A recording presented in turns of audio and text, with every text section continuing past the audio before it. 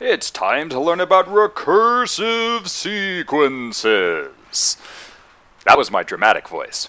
Alright guys, recursive sequences are not that big a deal. Recursive is just a fancy math term for saying that when we want to figure out the next term of the sequence, we're going to have to use the previous ones in our equation. So check it out. Maybe I have something that says the very first term of the sequence will be 6. So we'll say a1 equals 6. But I'm also going to have an equation for the general term, and that equation is going to incorporate the previous term. So an equals twice an minus 1 plus 1. If we're going to use this information to figure out a2, then we're just going to plug in 2 for n.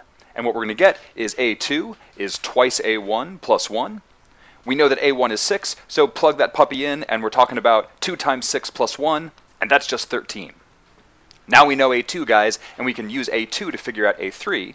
a3 is just going to be twice the previous term plus 1. So twice 13 plus 1, and that's 27. Same deal for a4. It's going to be twice the previous term plus 1, which in this case works out to be 55. So that's a simple example of recursion, and let me give you one more. There's a famous sequence named after a famous old dead dude called Fibonacci. And here's how the sequence works. It doesn't just use the previous term, it uses the previous 2 terms. So we're going to say a1 is 1, a2 is also 1, and if you're trying to figure out any higher term, you're going to use this recursive sequence right here, the one that says we take the previous 2 terms and add them together. So if we're trying to figure out a3, then we're just going to take a2 plus a1. That's just me plugging in n equals 3 into the recursive formula.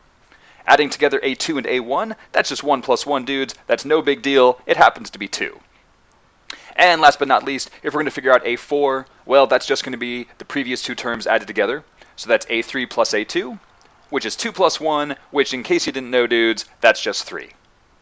So not so bad, and I've written down a couple extra terms of this sequence for you, and you can see the pattern. Every time we want to make the new term, we just add together the previous 2. That's all for recursion, dudes.